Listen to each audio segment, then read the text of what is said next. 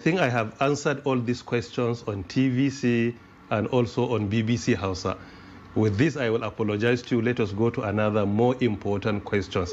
Maybe you take a minute, because do you know why we ask? Because Trust TV has its audience. Yes, when we actually put your picture, we advertise that we are going to have Professor Pantami. Our viewers so excited. Listen to me. In summary, initially there was an issue of consensus that I call it coronation. That issue, when it was announced, we resisted. Not because we were challenging anybody, but rather we were challenging injustice. Okay. But nobody was our target, but injustice was the target and is also the target. Injustice, even if we are the beneficiaries, definitely we are going to challenge it. Even though we are neither impeccable nor infallible. We are humans. But even if we happen to be the beneficiaries of injustice, we will challenge it. After that, His Excellency President Ashwaju, National Chairman of APC and his National Working Committee, the Governor of Gombe State, and also the APC Gombe State chapter, all of them finally agreed that the best way out we can go for direct primaries. So this has been announced by all these personalities and bodies that I earlier mentioned. So because of this, I think it is an unquestioned to still go back to it, an issue that has already been addressed, an issue that has been overtaken by the circumstances. For example, through going screening, that issue is over. And finally, on the question, yes, the president, the governor, the national chairman, the state chairman, you and I and everybody believes that power, leadership, dominion, and mulk belong to Allah. The Lord is the owner of all. The Almighty God is the one who has power and is the one who gives power. If all of us agree on this, then definitely what is most important always is what the Almighty wills. His will is always the final. And this is what I believe in. I really appreciate this answer. And as I said, why we ask, because we are actually here for our viewers. I might have known all what you have said, but many of those who sent us their questions, honestly, they're not aware that specifically Brother in Hamza Gombe, Idris, you are pushing for... Go ahead with your questions. So now, okay, a final one on this before we move on. Yes. So in Gombe, we are going for direct primaries. God's willing, that is the plan. That is the plan. And this is not only in governorship. There are other candidates for Senate, some for House of Reps, some for House of Assembly members. So it is not only in one position. In all other positions, you will discover there is maybe 2, 3, or 4 candidates, as long as all of them at least are successful in the screening process. So it's not only about the governor, but look at other stages. There are other people that are contesting. And it's not only in the governorship position that there are 3 people. In other positions, there could be the same number or even more.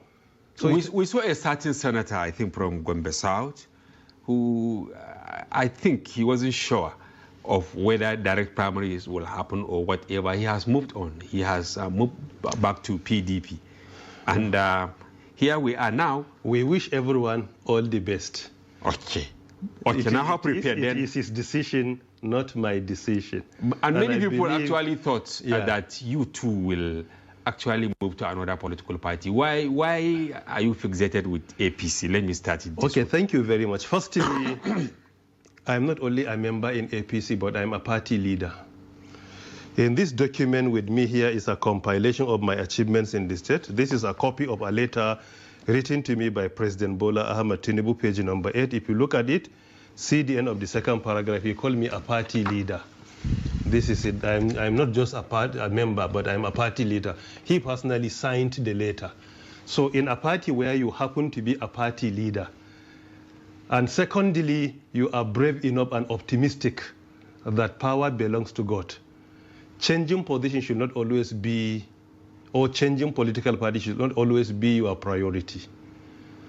From the conceptualization of our APC in 2010, I was involved behind the scenes, along with other colleagues like Senator Shehu from Bauchi, Barrister Nafiu Baba Ahmad, led Dr. Doti Ahmad, among many others.